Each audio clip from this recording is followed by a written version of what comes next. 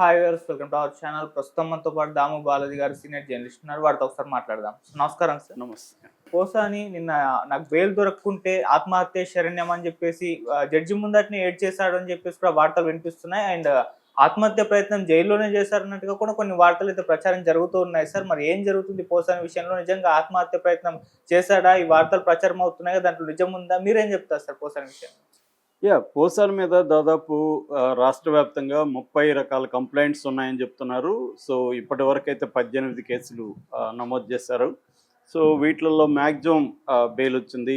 ఓబులా వారి ఫస్ట్ ఫిబ్రవరి 26న ఆయన్ని హైదరాబాద్లో రాయదుర్గం దగ్గర మై హోమ్ పూజ అపార్ట్మెంట్ నుంచి తీసుకెళ్ళి ఆయన్ని ఓబులవారిపల్లి పోలీస్ స్టేషన్ వాళ్ళు విచారించి దాని తర్వాత రైల్వే కోడూరు కోర్టులో ఆయన ప్రవేశపెట్టారు. ఆయనకి 14 ఏళ్ల రిమాండ్ విధించారు. అక్కడి నుంచి వరుసగా ఇంకా కేసులు వస్తున్నాయి. వాటిలో ఈయనకి చాలా వాటికి బెయిల్ వచ్చింది.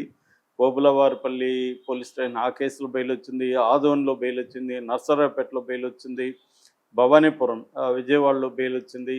ఇలాగా అనేక వాటిలో బెయిల్ వచ్చింది. కొన్నిట్లో క్వాష్ కూడా అంటే అరెస్టులు చేయకండి, ఇతనికి బిఎన్ఎస్ఎస్ భారతీయ నాగరిక సురక్షా సంహిత 35(3) ప్రకారం నోటీసులు ఇచ్చి విచారించానని కూడా హైకోర్టు చెప్పింది.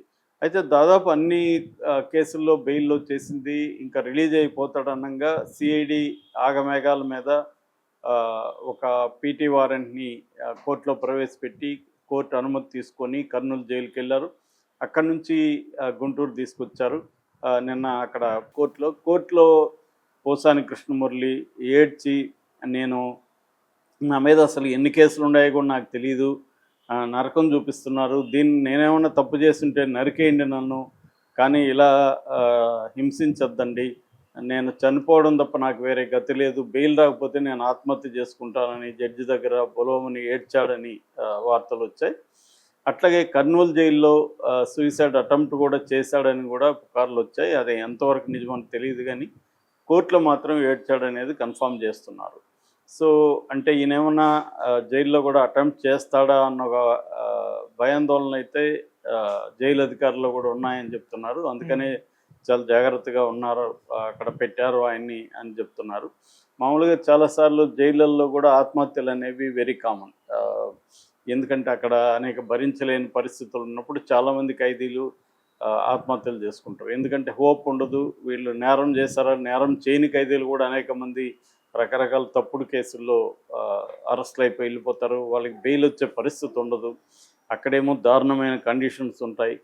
దీన్ని భరించలేక చాలాసార్లు చనిపోతారు. మనకి ఎవ్రీ ఇయర్ కూడా ఇండియాలో ఈ జుడిషియల్ కస్టడీ అంటారు దీన్ని, జుడిషియల్ కస్టోడియల్ డెత్స్ దాదాపు 2000 నుంచి 2500 వరకు జరుగుతున్నాయి. అది కొంత అనుమానాస్పద మృతి కావచ్చు, అంటే జైల్లో చంపేయడం కూడా జరుగుతుంది, చంపేసి కూడా ఆత్మహత్య లేకపోతే యాక్సిడెంట్ అని చెప్పిన సంఘటనలు కూడా చాలా ఉన్నాయి. అట్లా కాకుండా ఆత్మహత్యలు కూడా ఉన్నాయి. అలాగే పోసాని కూడా అట్లేమన్నా అటెంప్ట్ చేస్తాడా? ఎందుకంటే పోసాని మనం ఇప్పటివరకు ఏంటంటే అతను ఒక డేరింగ్ పర్సను, ముక్కుసూటిగా మాట్లాడతాడు, ఈ ఇమేజే ఉంది. కానీ ఇప్పుడు చూస్తే అతనికి జైలుకి పోతే కానీ వాళ్ళ ఆరోగ్య వ్యవహారాలు బయటికి రావు. సో ఈయనకి ఆల్రెడీ 2 హార్ట్ సర్జరీసు, స్టంట్ చేశారని చెప్తున్నారు. సో వెరీ వెరీ బలహీనంగా ఆయన ఉన్నట్టుగా అర్థమవుతుంది. రెండోది ఏంటంటే పోసాని లాంటి వాళ్ళు ఏంటంటే ఇంట్లో అన్ని వాళ్ళకి అమరుస్తూ ఉంటే వాళ్ళు బతుకుతూ ఉంటారు. ఈయనకి ట్యాబ్లెట్ కూడా ఎప్పుడే ట్యాబ్లెట్ వేసుకోవాలో కూడా తెలియదని ఆ రోజు అరెస్ట్ అయిన రోజు కూడా చెప్పారు. అంటే భార్య ట్యాబ్లెట్ ఇస్తే ఈయన వేసుకోవడం, ఇలా డిపెండ్ అయిపోయి ఉంటారు కంప్లీట్గా. అంటే సొంతంగా వాళ్ళ లైఫ్ని వాళ్ళు లీడ్ చేయడం అనేది ఉండదు. ఇలాంటి వాళ్ళు జైలుకి పోయినప్పుడు మోర్ హారబుల్గా ఉంటుంది. రెండోది ఏంటంటే జైల్లో ఫిజికల్గా ఎలా ఉన్నా మెంటల్గా స్ట్రాంగ్గా ఉండాలి. ఇప్పుడు మనకి చంద్రబాబు విషయంలో చూస్తే ఆయనకి ఆల్మోస్ట్ 75 ఏళ్లలో ఆయన 53 రోజులు జైల్లో ఎలా ఉండగలిగాడు? ఎందుకంటే ఆయనకి ఒక స్ట్రాంగ్ విల్ పవర్ ఉంది, డిసిప్లిన్ ఉంది, ఫిజికల్గా కూడా, అందుకని ఉండగలిగాడు ఆయన. ఈ పోసాని వెళ్ళి 15 డేస్ కూడా కాలేదు, నేను అప్పుడు ఆత్మహత్య చేసుకుంటానంటే ఇంకా అదేదో అంటారు కదా, ముందుంది ముసళ్ళ పండుగని. సో అలాగా ఈయనకి ఇంకా ఇప్పుడు మళ్ళీ కొత్త కేసు కూడా పెట్టారు. యాక్చువల్గా ఇప్పుడు తెనాలి నిన్న బాపట్లలో ఒక కేసు పెట్టారు. అంటే అది పాత కంప్లైంటే, నిన్న దాన్ని ఎఫ్ఐఆర్ చేసి అక్కడ తెనాల్లో కూడా ఒక పీటీ వారెంట్ని కోర్టులో ప్రొడ్యూస్ చేశారు. కోర్టు పర్మిషన్ ఇచ్చింది. ఎక్కడ పీటీ వారెంట్ ఇచ్చినా కోర్టులు పర్మిషన్ ఇచ్చేస్తాయి. జనరల్గా నేను చాలాసార్లు చెప్పాను, కింది కోర్టులు అనేవి హైకోర్టు మొన్న చెప్పినట్టుగా మెకానికల్గా ముందుకెళ్ళిపోతాయి. ఈ సెక్షన్లు కరెక్టా కాదా అనేది కూడా చూడవు. అది హైకోర్టు కూడా మొన్న చెప్పింది, ఇలా మెకానికల్గా వెళ్ళకండి, ఒక కేసులో కంప్లైంట్లు ఉన్న సెక్షన్లే పెడుతున్నారా లేదా పోలీసులు అనేది చూసుకోవాలి మీరు అనేది కూడా మ్యాజిస్ట్రేట్లకి కింది కోర్టులలో, సెషన్స్ కోర్టులలో మ్యాజిస్ట్రేట్లు మెకానికల్గా వెళ్తున్నారని హైకోర్టు చెప్పింది ఈయన విషయంలోనే. అలాగా వెళ్ళిపోతారనమాట. అందువల్ల ఈయన ఒక కేసు బెయిల్ తెచ్చుకుంటూ వచ్చే కొద్దీ ఇంకొక కేసు వస్తూనే ఉంటుంది, పీటీ వారెంట్లు వస్తూనే ఉంటాయి.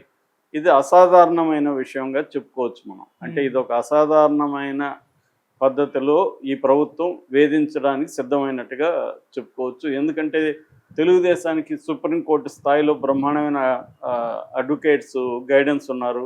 ముఖ్యంగా సిద్ధార్థ లూత్రా ఉన్నాడు.